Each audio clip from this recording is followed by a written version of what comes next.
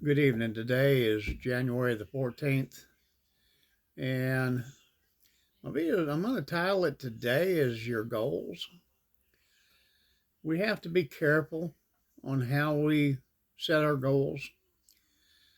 Psalm 11, verse 1 through 3, talks about security from temptation can be found in God, but running elsewhere for help will never do any good.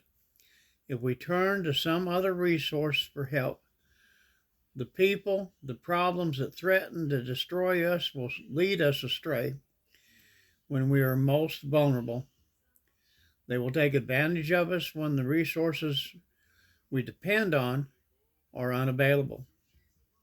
We have to remember God's always with us, and we need to put our trust in Him. But at the same time, we need to consider how we are looking at ourselves. It's so easy for it don't matter whether you're a believer or not, it's so easy to start ranking yourself either above or below the people around you.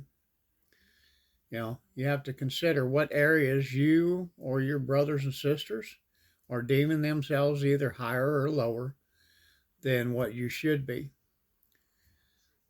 You have to look at Jesus's teachings and how he's out there and he came and while he was God incarnate as a man, he still worked as a servant, serving people. We have to consider Philippians 2:3 tells us, do nothing from selfish ambition or conceit, but in humility count others more significant than yourselves. We have to consider, when we start elevating ourselves or others higher than what we should be, it can build our egos and boost them clean out of sight when that's not what we're supposed to do. Even when we have leadership that we honor, if we raise them too high, we can wind up putting them on a pedestal and almost worshiping them instead of God. So we have to be careful in all this. Colossians 3:23, Paul reminds us that regardless of our station in life, God is the one ultimately judging all we do. So all of our service is really for Him. Ultimately, what we do is unto the Lord and not for men.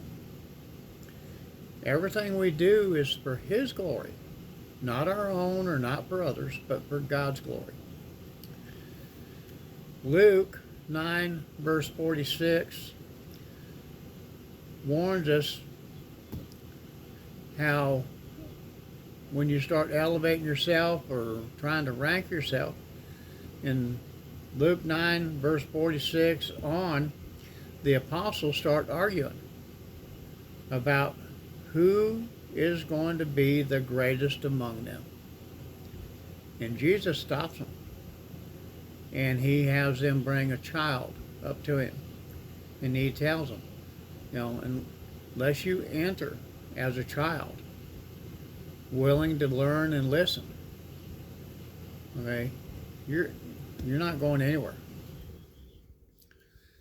We have to remember that the greatest man in history, which is Jesus, He had no servants, and yet they called Him master. He had no degree, yet they called Him teacher. He had no medicine, yet they called Him healer. He had no army, yet kings feared Him. He won no military battles, yet He conquered the world. He committed no crime, yet they crucified Him. He was buried in the tomb, yet He lives today. Thank you, Jesus. So just think about this.